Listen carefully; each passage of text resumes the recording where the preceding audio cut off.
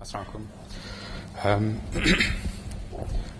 So I'm going to sort of break from tradition that's been followed so far, which is reciting poetry. Instead, I want to tell you a story. So the story really is quite personal, so I'm a bit nervous sharing it. So please forgive the nervous ums and so on. So it's called In Search of a Purposeful Existence. And as all human beings, the fundamental question or the curiosity with which we look at nature and look at the world around us is, why are we here? Who are we? What purpose do we have in this universe, if at all? With this question, I try to explore. I try to explore this question with this story. So it begins. I stood drenched in my warm tears. I stood overwhelmed by the pain of my sobbing heart. On the eve of my death, I felt utter despair.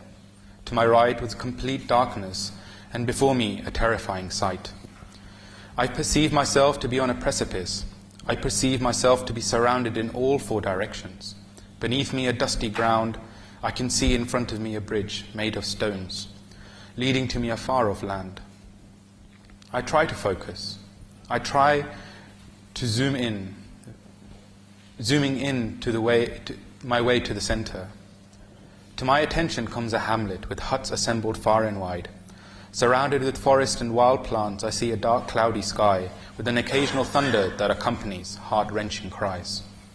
With the deep, unquenchable hunger of the self, I see people scurry all about, half-clothed, their mouths drooling in passions. I see the men with axes in their hands lunging at passerbys, killing them with a single blow, their eyes restless and blood-red. The ground they tread sinks them ever more deeper in their axe. The cry of a child goes unnoticed here. It only rains in this place, accompanied by frequent thunder strikes. No sunshine ever stayed. I can see chaos all around, as if no care was left in this realm, as if all hope was lost to the weak and the poor. I see the right of them a horde of men surrounding a young frightened woman. A pack of wolves at last found their prey. No helper in sight, I turn away in disgust, before they could have their way with this helpless maiden. What a senseless world this is, where there is no purpose but that of the animal kind, where indulgence in passion is the greatest reward and the only truth. What do I do? What is the point of such an existence? What happens when all passions are satisfied? Is there no rest and contentment, no contentment but in death? I perceive myself on a precipice. Disgusted with what lies in front of me, I turn myself to the left. Searching for another way, another route, I see a gold-plated path before me, leading to a far distant land, with bright blue skies and mesmerizing guiding light. As I zoom in, I see a land of men and women full of wealth and knowledge. No violence they had here, all contriving with care. A purpose these people had, no doubt. Smiles I see in these young flares, with their nip-tucked faces and perfectly shining attire. These were synthetically manufactured souls. Suddenly, I heard a tortured heart. Hidden by the faceless mask, years of attaining had brought it no life. His house, full of papers and coins, still peace eludes his mind.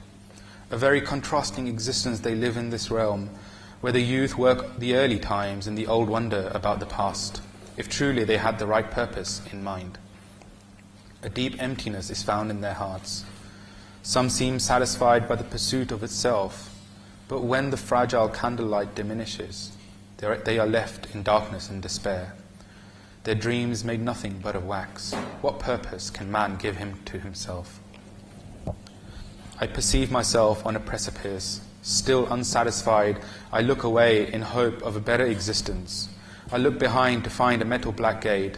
I open and I enter.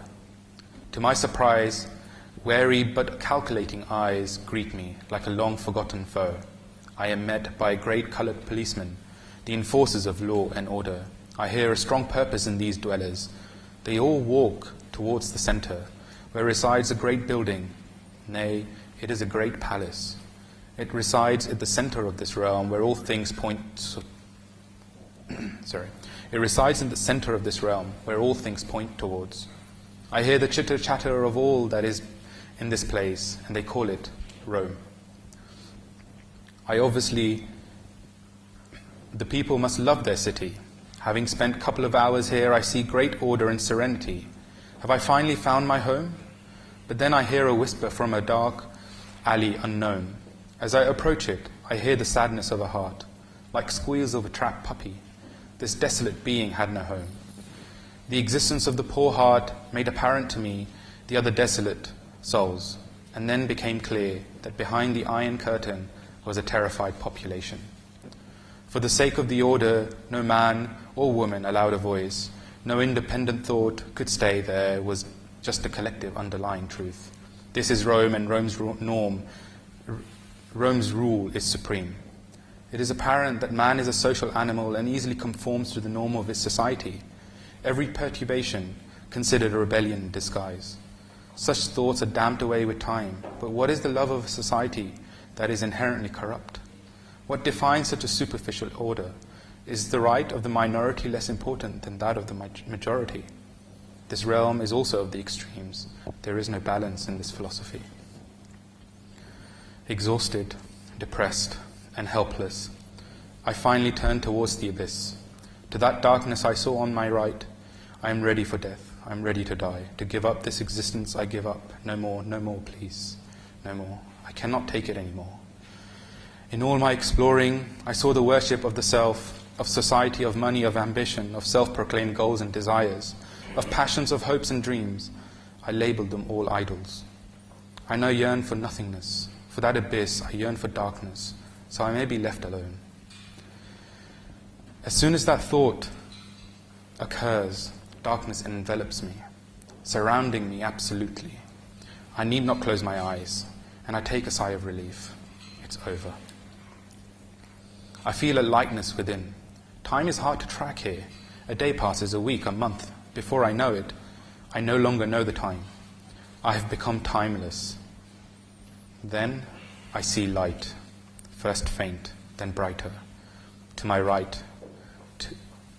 To my right? No, it's before me, it's behind me, to my left, above and beneath me, it surrounds me. Like a warping of space, the darkness implodes out of existence and I'm surrounded by lights. I start to see souls, pure and bright in mesmerizing pure colors. I observe them brighter than others, their heads always bowed.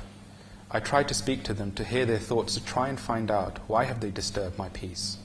But then I see them clearer. As I focused on one person, his body appeared to evaporate away.